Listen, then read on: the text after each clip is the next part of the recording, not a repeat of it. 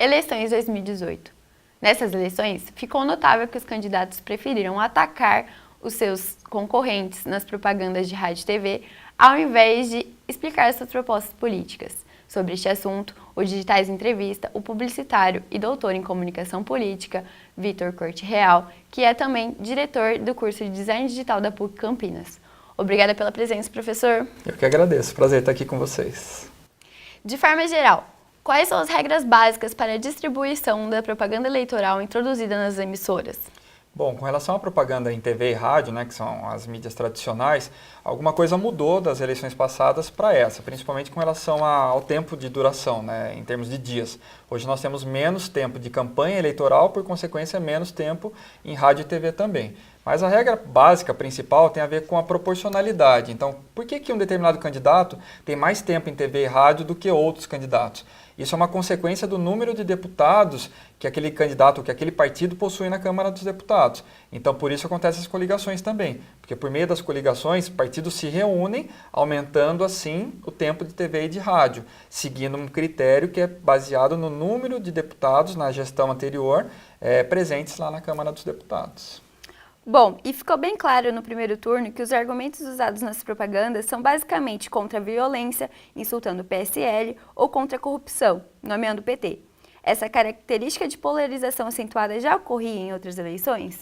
Na verdade, essa polarização existe há algum tempo, desde as eleições anteriores e de algum tempo atrás também, a gente vê uma polarização que tende a puxar para um lado. Anteriormente a gente tinha mais PSDB e PT, o que acontece é que nesse cenário atual mudou um pouco essa distribuição, mas acirrou também, para um lado de um determinado candidato tem uma preferência do eleitorado e outro candidato ou partido tem uma preferência de outra parte do eleitorado. O que aumentou agora, que ficou bastante visível, é a participação nas redes, Então, nas redes isso intensificou.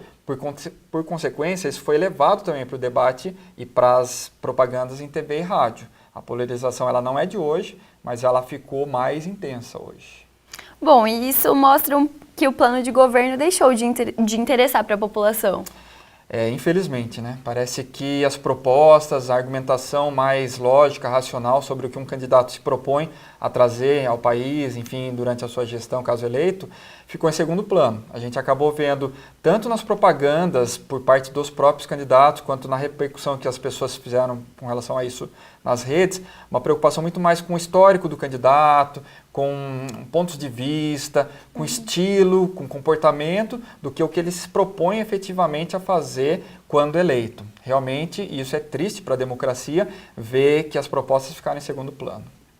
Bom, e o tempo de propaganda não garantiu resultado nessas eleições. O candidato com maior tempo acabou ficando em quarto lugar. Dessa vez, as propagandas de rádio e TV realmente tiveram um impacto menor? Falando em eleições presidenciais, se o recorte for especificamente nesse caso, aconteceu de fato isso. Um candidato que tinha muito mais tempo de rádio e TV ficou em quarto lugar. Então isso sinaliza várias questões que a gente vem discutindo, Uma delas é realmente o papel que ainda nós temos hoje com relação à mídia tradicional, TV e rádio, Já que, apesar de mais tempo, trouxe menos voto. Então, realmente é uma questão que está colocada. Até que ponto a mídia tradicional ainda é presente hoje na vida das pessoas e o papel dela como decisor de voto? É um questionamento que a gente vem fazendo. Obrigada pela entrevista, professor. Eu que agradeço, um prazer estar aqui. Sempre que precisar, só chamar. Ficamos por aqui. É o Digitais com você, na hora do voto.